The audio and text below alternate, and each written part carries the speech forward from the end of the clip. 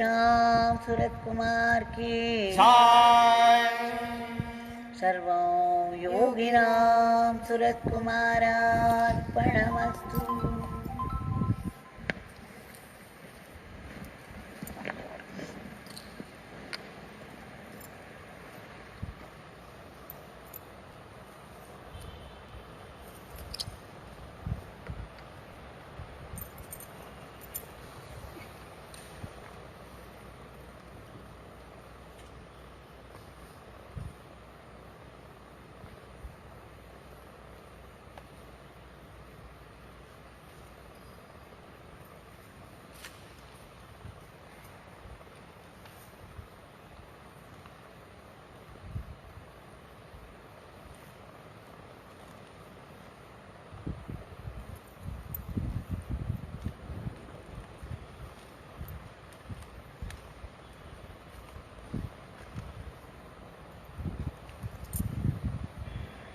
We shall start this with our grateful pranams to Bhagwan for giving us one more opportunity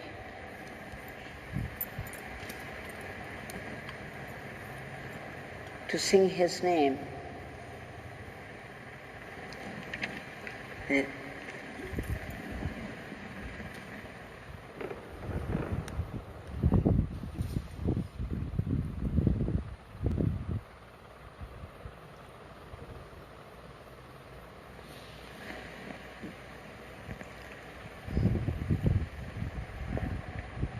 We have been seeing glimpses of Bhagwan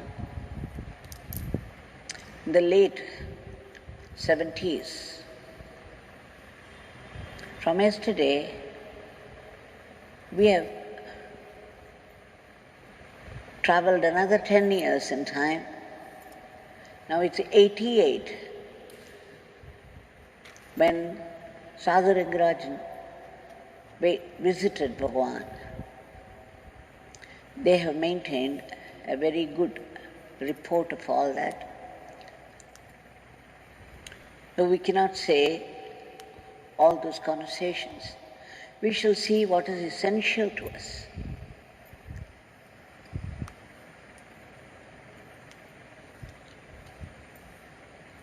Two important things that we learn from this session. We shall travel with Nivedita, the daughter of Sadhu Rangarajan ji, and her brother Vivekananda, and their mother Bharati.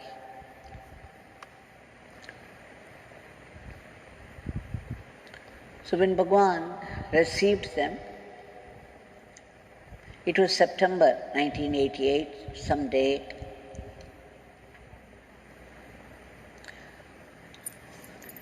He was asking those people, all of you have come.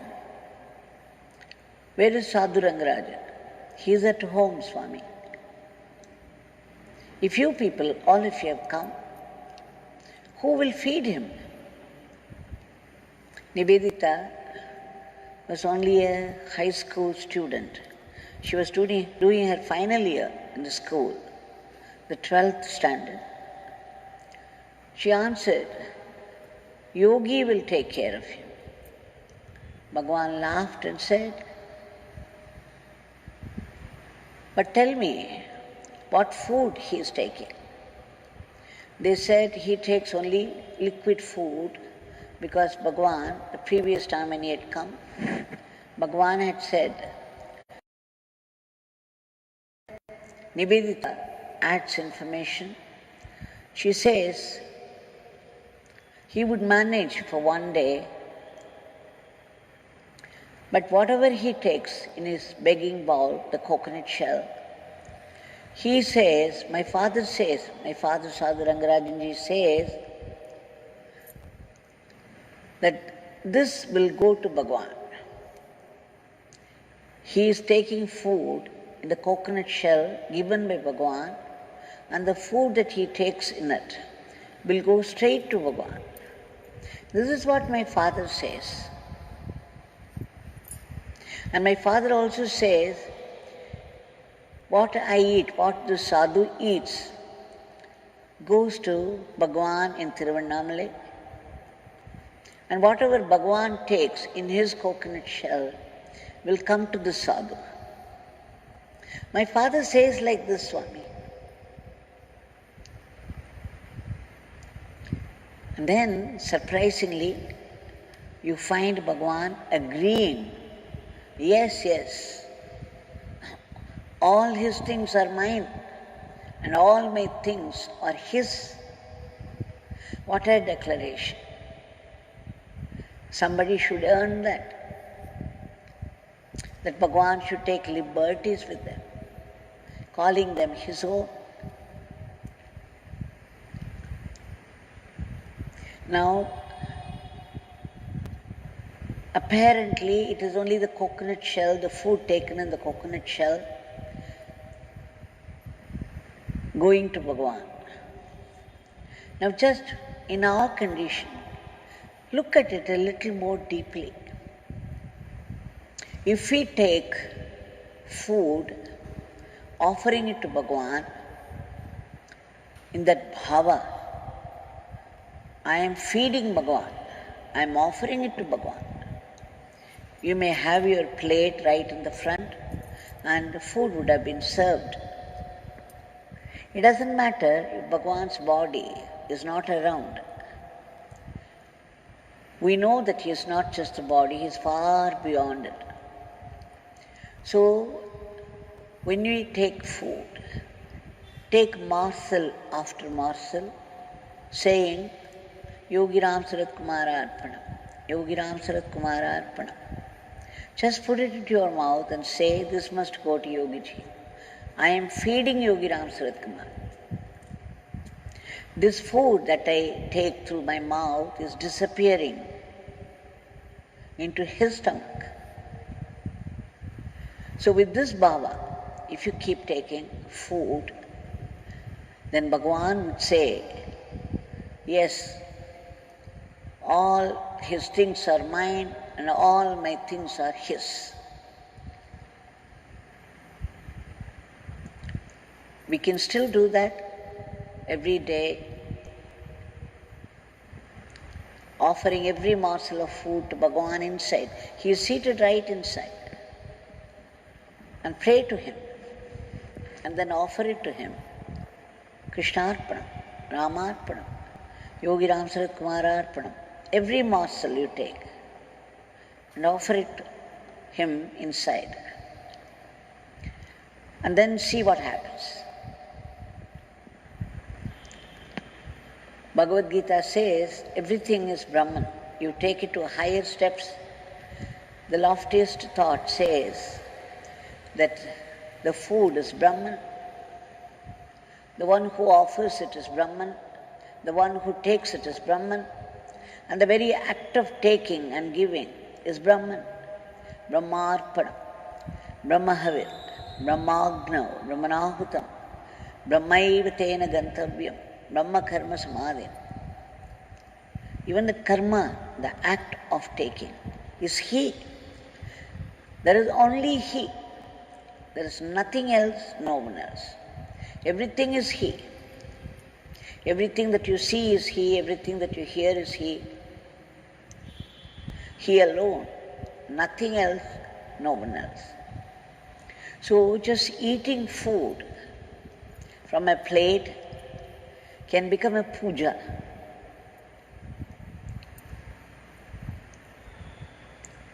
After this, Bhagwan slowly starts.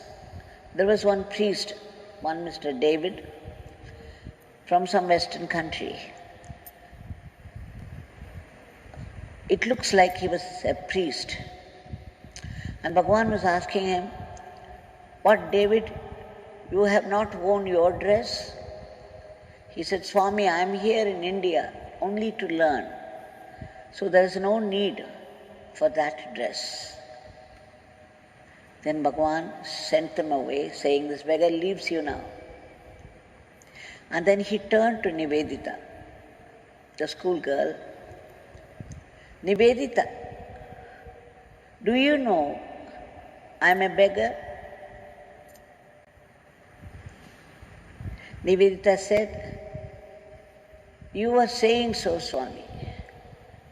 Do you believe that I am a beggar?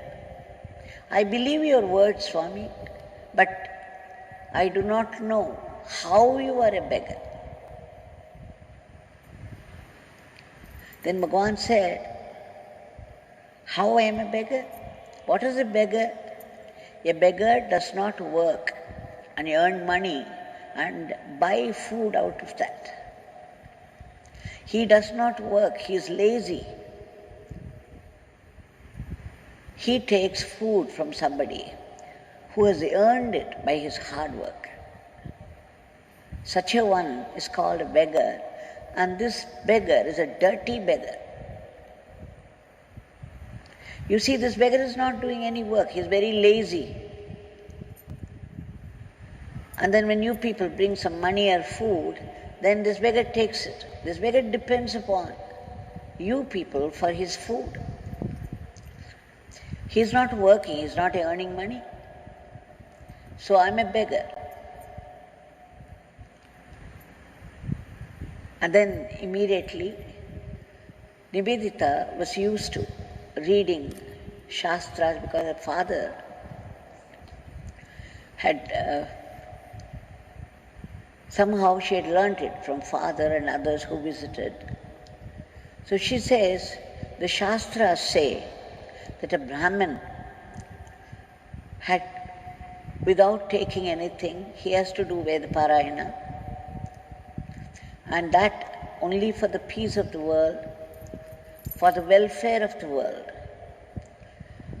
And of course, he will not earn money for that, but the whole society has to look after him. And since, Swami, you are working for the welfare of the world all the time, so we have to take care of you. You are a Brahmin in that sense, she says. Bhagwan immediately says, oh, this beggar is no Brahmin, he is a Chandala.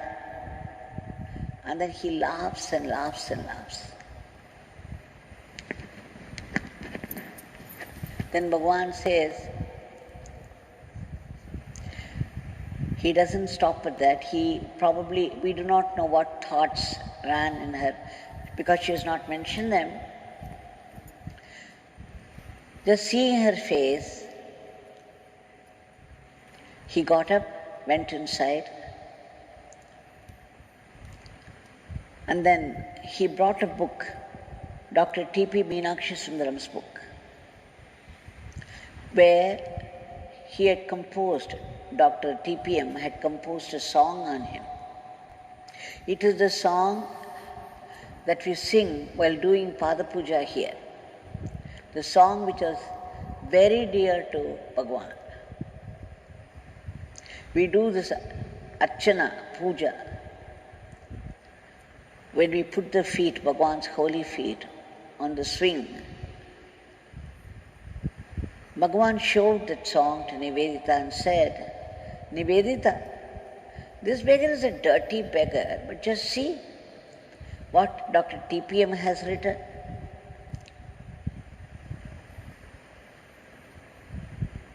And then he says, Yadum tarum peru yachaka potri. See, Dr. T.P.M. says, this beggar is all giving. And he is a beggar. He is a big beggar. Not great beggar, he is a big beggar. But he is all giving.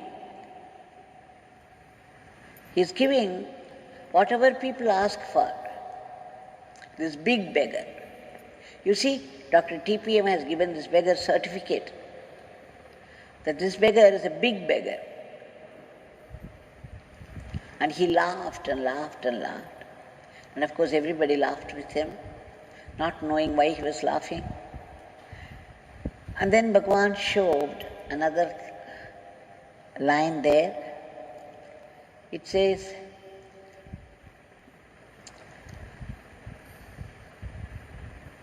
Veda Rupane Potri. Rigmudal Veda Rupane Potri. Meaning, there are 4 Vedas: Rig, Yajur, Sama, Atharvana Veda. Dr. TPM describes him as an embodiment of Vedas. See Nivedita. This beggar is praised as the very embodiment of Vedas. This beggar is only a beggar. Dr. TPM, out of love, describes all this. And then again he laughed. But I remember in one place, not in one place, whenever a situation developed which demanded a statement from him on Vedas, Bhagwan would say, Paramacharya is doing so much for Vedas. My father, Lord Krishna, has declared in Bhagwad Gita that he would come from time to time and protect the Vedas, protect beggars like this and the Vedas. So my father, Lord Krishna, is doing it and Paramacharya is doing it. Paramacharya is doing so much for Vedas and Vedic Pandits. This beggar is not doing anything. This beggar simply sits here. He is so lazy, he cannot even work. He simply sits here and talks about Vedas. Whereas Paramacharya is doing everything possible to save the Vedas and the Vedic Pandits. This beggar is merely talking about it. And then he added, but my father says that he will put this beggar's words on Vedas to use. Just see, he's merely mentioning the protection of Vedas would help the very act. His words will not go waste. They have been powered by the self, the universal self. They carry the power of the self. Every word he utters. And therefore his very mentioning of the word protection of the Vedas, would serve, would help. So here he says, you see, Dr. TPM has given another certificate. He says this beggar is the embodiment of Vedas. I remember at this point one more incident. When Bhagwan was giving darshan in old hall, in the beginning when the ashram started, there was no such huge Pradhan Mandir. There is the old Darshan Hall, the small one. Bhagwan was giving darshan. At the time, one American walked inside.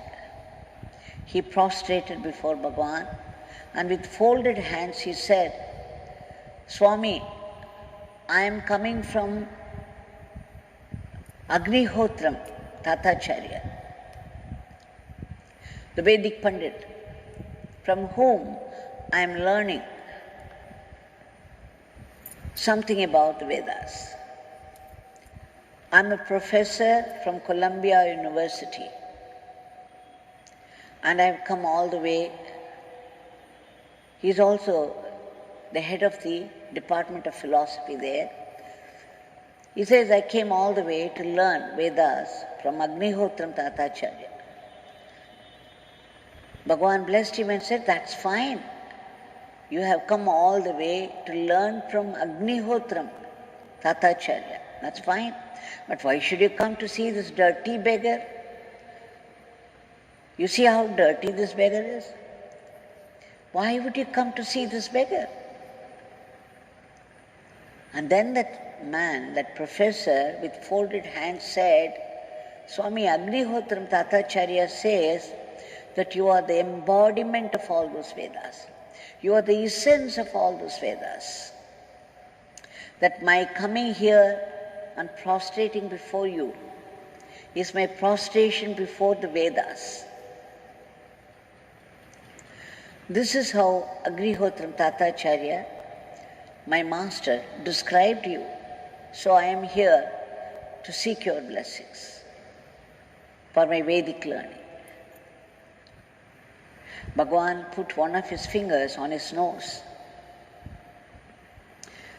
Is it amazing that Agnihotram Tathacharya should describe this beggar as an embodiment of Vedas? You see how this beggar looks? The rags, the dirt. Bhagwan went on and then laughed and laughed and laughed so much because he was taking this professor for a ride.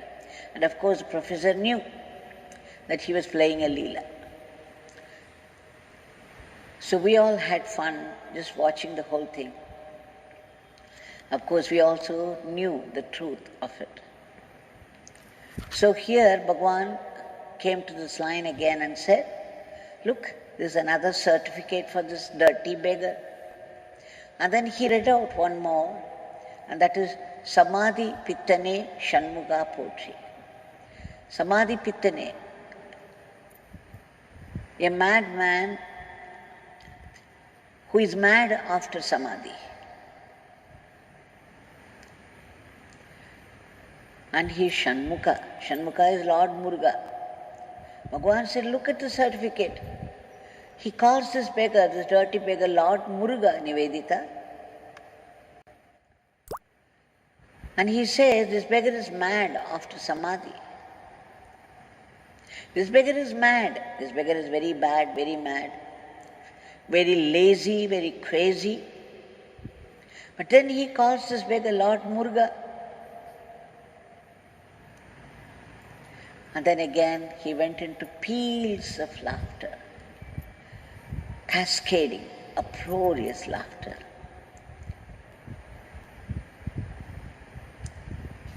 And then he finally ended up saying, Dr. TPM, out of love, has described this beggar like this because this beggar knows him only for the past 2 years. He has been in contact with this beggar only for the past 2 years. And see how much he has understood of this beggar. In 2 years, he has come to know so much about this beggar. Shri Kivaja also talks about this beggar the same way. And then he finished it with a statement, Nivedita, do not think that this beggar is confined to this body. This beggar is beyond all this.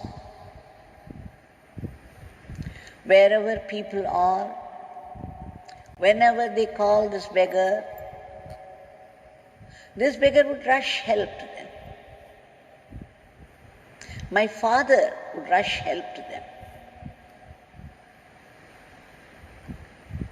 Nivedita, know that this beggar is not confined to this body. So everybody was listening to it with rapt attention. And then 2 ladies came down. And then they prostrated before Bhagwan.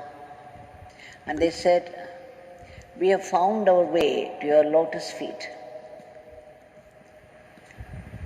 We have come to your lotus feet. Then Bhagwan laughed and said, no, this beggar is at your lotus feet. They did not understand what Swami was talking about. They just looked here and there, not knowing what to say. Then Bhagwan again laughed and turned to these people, Nivedita and the group. You see, these people are living upstairs. This beggar is down here. So he is at the lotus feet of these people. And then again went into cascading, his inimitable laughter. He was just joking. He could, so mercurial. You could see him changing his expressions so fast. Like he would go into one situation, his face would assume a certain expression, and the very next minute it will be some other expression.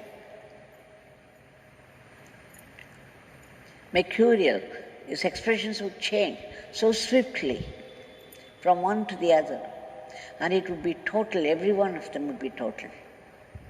Even the work that Bhagwan did, he would go into any work instantly and totally. And he would come out of it when it is done. He would come out of it instantly. He would withdraw from it instantly and totally.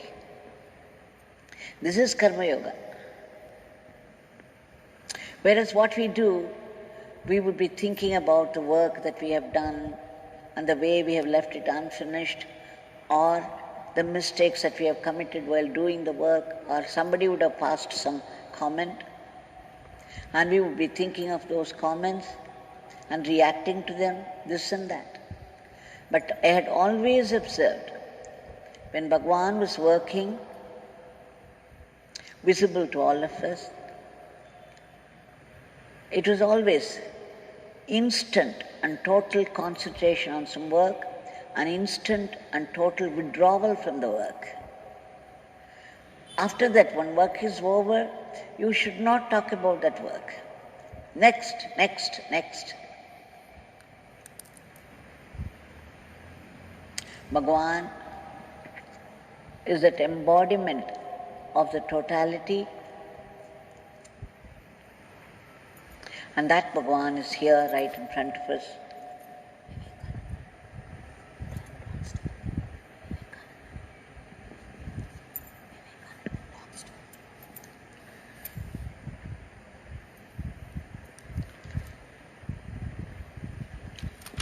And you see, this Bhagwan is here, the Murthy of Bhagwan, with his hand raised in benediction. If you go close to him, you would see his eyes up there on Brahmarandhra. It's the face immersed in deep Samadhi. When the statue was made and brought, when I looked at it first time, I was a little disturbed. I was thinking, but my God, instead of looking at us straight, compassionately, there is only the Samadhi expression on the face. Then seeing me, Bhagwan smiled and said, he pointed to his hand raised in benediction. Then suddenly it flashed, oh, even though he is in deep Samadhi all the time, he is the very self, the ultimate truth, the ultimate awareness, the self, the universal self. He has raised his hand in compassion. And there would be a constant flow of grace. Samadhi pittane shanmuga poti. Next time when you people come here, you can have a close look at the face of Bhagwan's Murthy and see how deeply he is in Samadhi. And yet, one hand is raised in benediction constantly, blessing people. At that time, Vivekanandan is Sadhu Rangarajan's son. He had gone round the mountain with his friends. When he came inside and prostrated to Bhagwan, there was a stick. He always carried a stick, a coconut shell, a stick, and a country fan. He took that and then gave him a beating on the back, smiled, We do not know whether he did it playfully or he really did it. But after that he said, Vivekananda, this beggar gave you a beating. Now you come and sit here. So he made him sit by his side and then said, he put his hand on his back and started to stroke, saying, is there pain? This beggar gave you a beating. Is there pain, Vivekananda? Vivekananda was saying, shaking his head, no, Swami. No, it must be paining. This beggar gave a hard beating. And then he said something that we all have to learn from. He said, this morning there was this dog, Sai Baba, was there sitting by his side. Bhagwan looked at Sai Baba and said, do you know what happened this morning? This beggar gave a beating to our dear Sai Baba, the dog. And then Bhagwan said why he gave a beating. When some children were passing by, he started to bark at them. He was going on barking so much. The children were frightened. So this beggar gave him beating, saying, don't bark. And then again he added, you see those children, when Sai Baba had gone on the road, those children had thrown stones at him, made fun of him, and in some way they had disturbed him. And that is why when those children were passing by, he was barking at them. So this beggar gave him a beating so that he would not bark at those children. So you see, it was Bhagwan would not describe anything without some meaning in it, without some purpose behind it. He was saying those children had tortured, those children had thrown stones, disturbed Sai Baba, and that is why Sai Baba, when they were passing by, was barking at them. And Bhagwan gave Sai Baba a beating to stop the barking. What does it show? Even when people hurt us, harm us, we should not bark at them. We should not return the same treatment.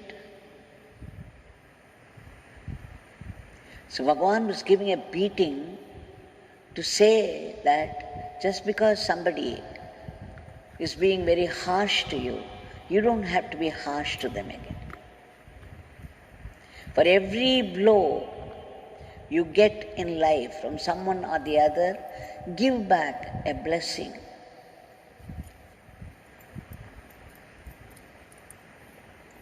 What a lesson for us all. So whenever people harm us or speak very harshly or give us a beating, let us remember this incident. Bhagwan giving a beating to Sai Baba, saying that don't bark at the children who disturbed you, who tortured you. So it's a lesson for all